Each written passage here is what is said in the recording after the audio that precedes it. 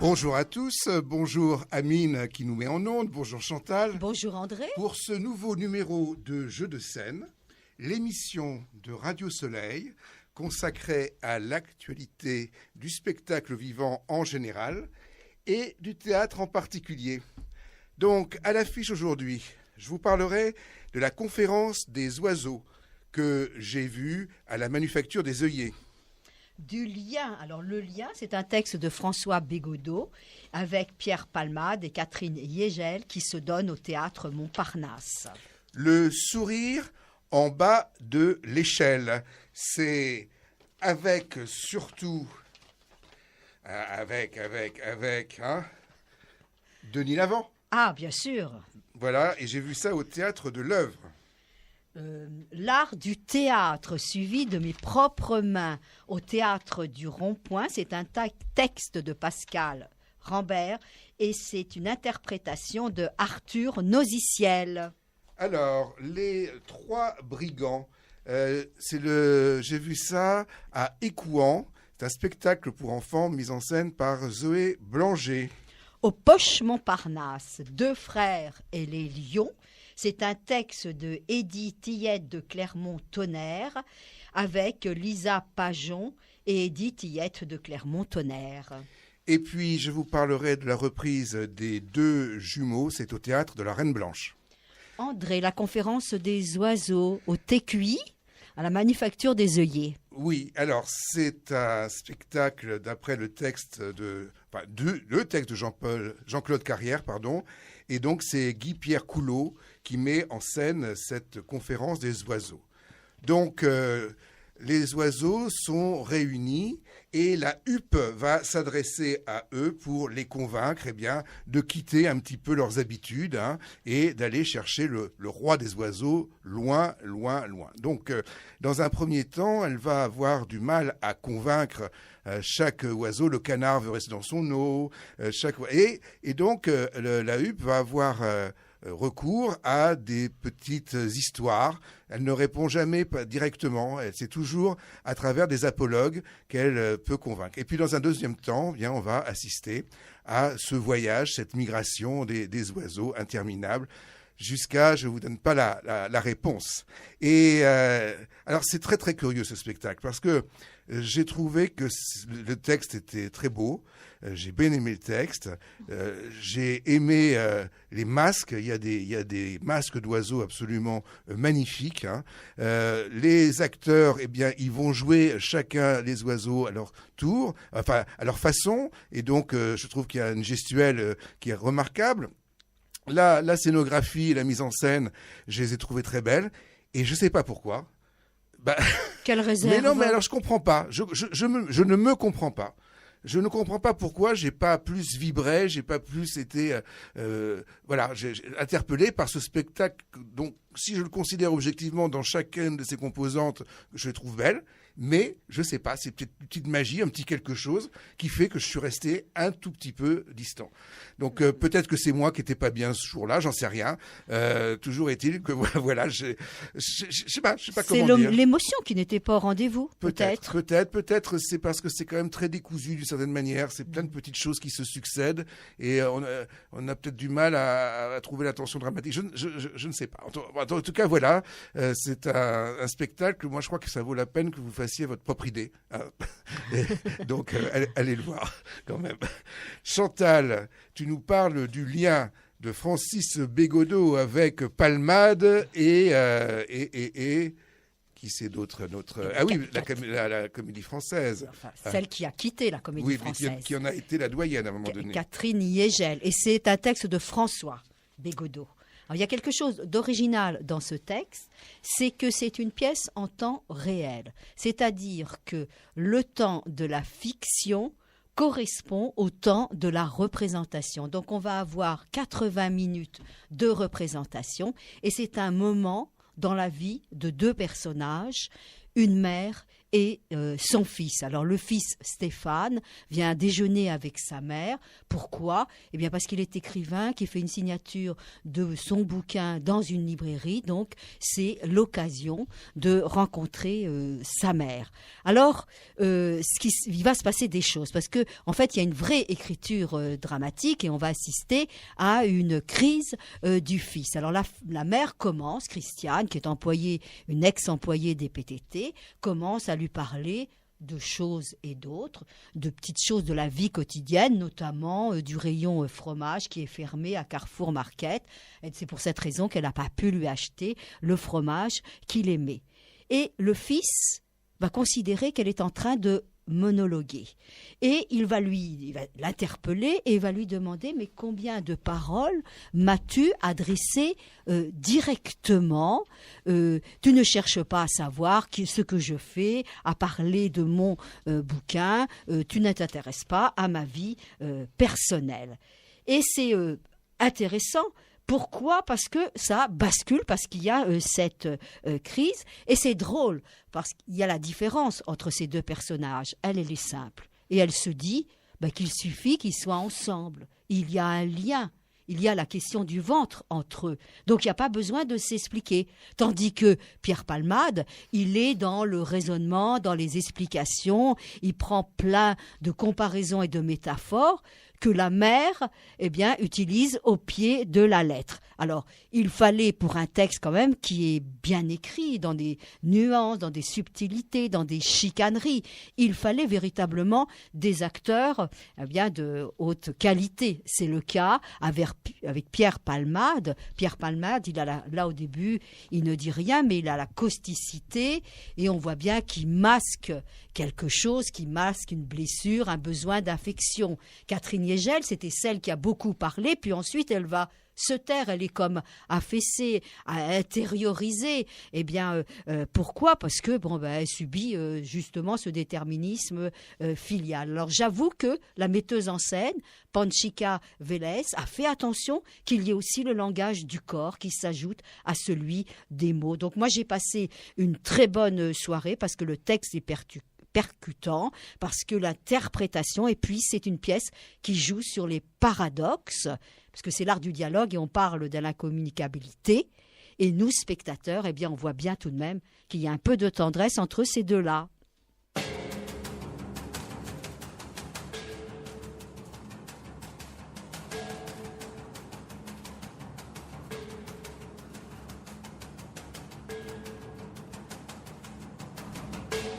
Une rencontre entre un grand auteur, Henri Miller, le sourire au pied de l'échelle, et puis un grand comédien, Denis Lavant.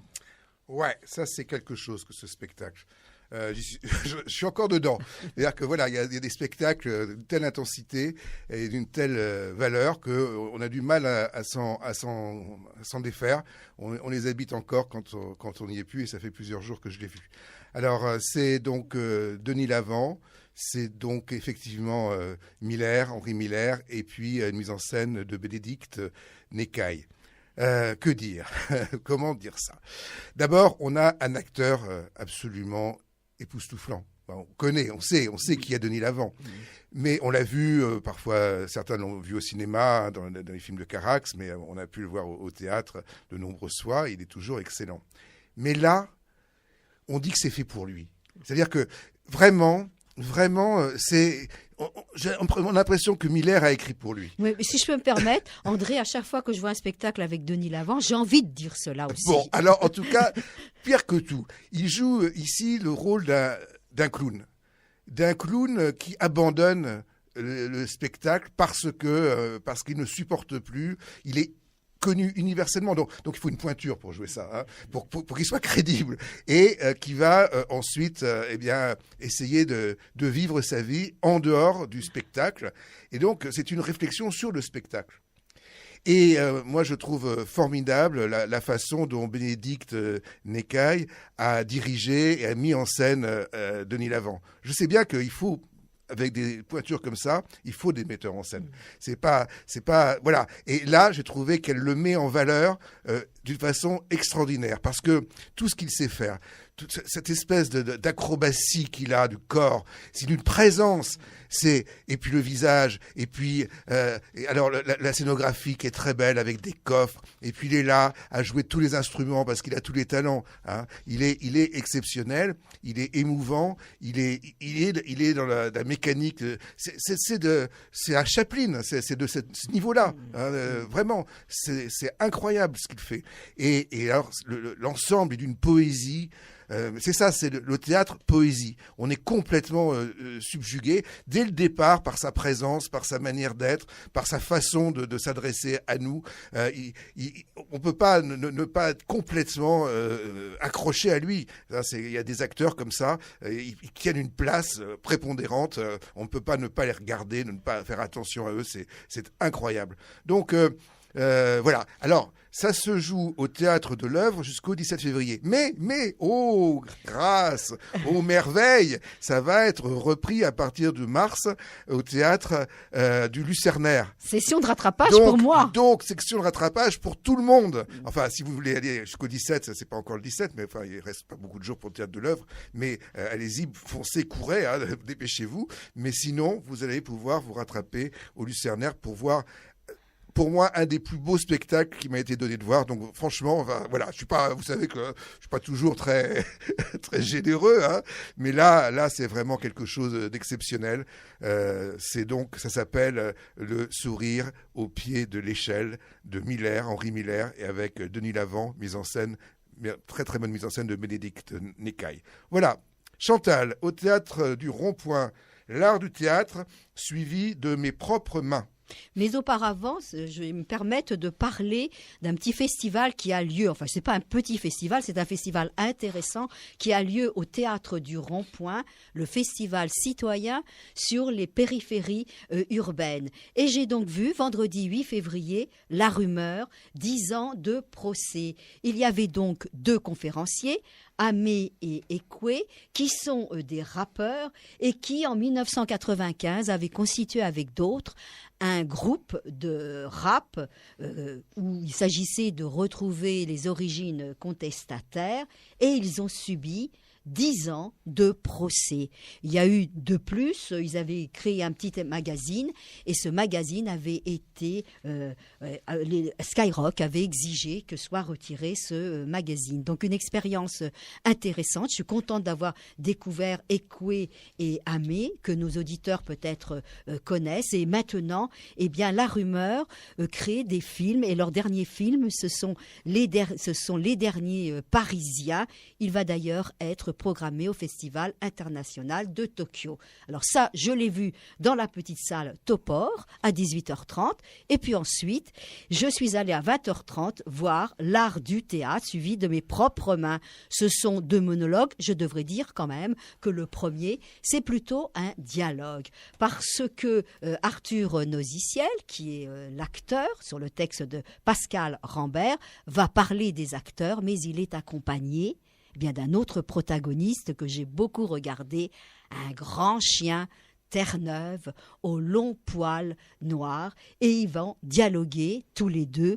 C'est sur l'écoute, donc le chien, vous le devinez bien, est dans l'écoute. Alors c'est assez féroce, hein, il se dit des choses assez dur sur l'acteur. C'est vrai que l'acteur, la métaphore, c'est justifié par le texte, parce que l'acteur, eh bien, il revient au texte, il suit son instinct. Parfois, il est dans la servilité. Et moi, j'ai beaucoup aimé cette relation. À un moment donné, il y avait l'acteur et le chien qui étaient assis au pied du mur, et donc il y avait une complicité. On se sentait presque spectateur, presque exclu.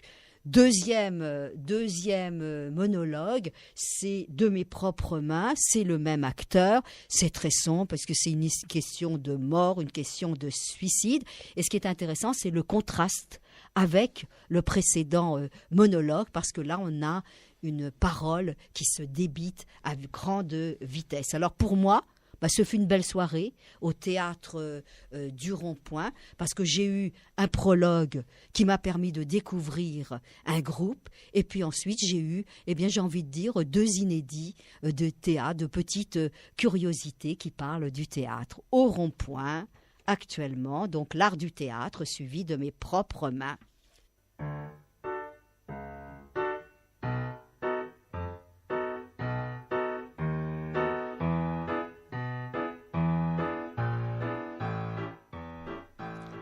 André, cela fait longtemps qu'on n'a pas parlé d'un spectacle pour enfants. Oui, au théâtre d'Écouen, c'est le théâtre de la Vallée qui est installé à Écouen et qui produit toute une série de spectacles pour enfants qui vont être ensuite joués dans des bibliothèques, dans des espaces qui ne sont pas prévus pour le théâtre. Donc c'est toute une conception du théâtre forain comme ça, avec très peu de moyens, qu'on peut déplacer, qu'on peut... et donc on a là les Trois Brigands. Alors c'était un peu bizarre parce que Ungerer était mort la veille. Et donc ça m'a fait drôle de voir ces Trois Brigands, donc interprétés par Elissa Aloula et mise en scène de Zoé Blanger. On connaît la bande dessinée Les Trois Brigands, c'est là pour faire peur aux enfants. Et moi, ce que j'ai bien aimé dans les parties pris de mise en scène et de jeu, c'est que ça s'adresse aux enfants. Plus qu'aux adultes. Et là, bon, il y avait beaucoup d'enfants, et puis les parents, évidemment, qui étaient là, parce que les enfants étaient parfois tout petits. Et ils ont été vraiment scotchés.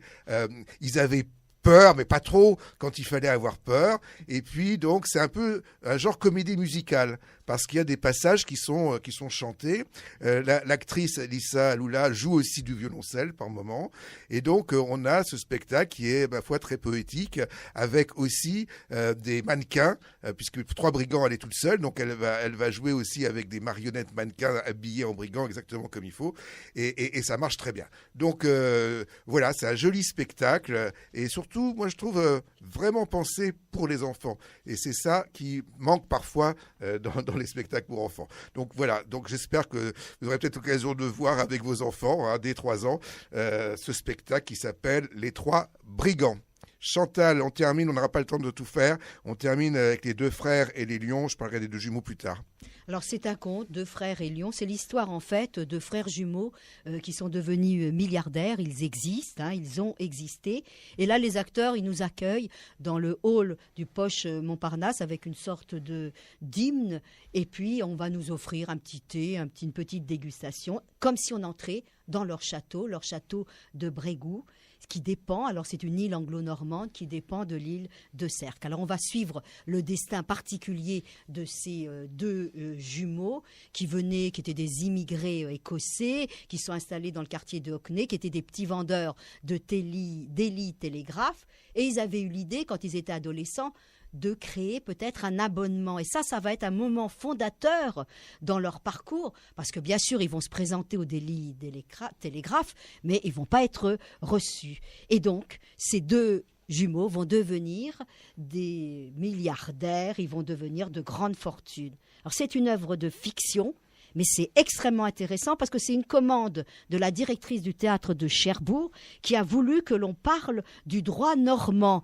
Moi, je ne savais pas que le droit normand, jusqu'au début du XXIe siècle, est au profit des garçons et des filles. Donc, ils vont avoir des démêlés. C'est extrêmement bien interprété. Moi, j'avais Lisa Pajon ce soir-là. Je peux continuer un petit peu ou... Non, il va falloir 2 minutes, je peux continuer. Non, tu n'as pas beaucoup de temps parce que j'aimerais qu'on récapitule quand même ce qu'on a dit. Donc, vas-y, tu termines. D'accord, donc très très bien interprété. Il y a des images qui sont projetées au bon endroit. Ça contextualise, mais c'est surtout indirectement une critique du système capitaliste parce que eux, ils ont cultivé le principe du secret. Donc, Deux frères et les lions, c'est au Poche Montparnasse, c'est ça? Oui. Je vous ai parlé donc des Trois Brigands, Tommy Ungerer, Zoé Blanger qui a mis ça en scène avec Elissa Aloula. C'est au théâtre d'Écouen, Marne-la-Vallée. De l'art du théâtre de mes propres mains, Rambert et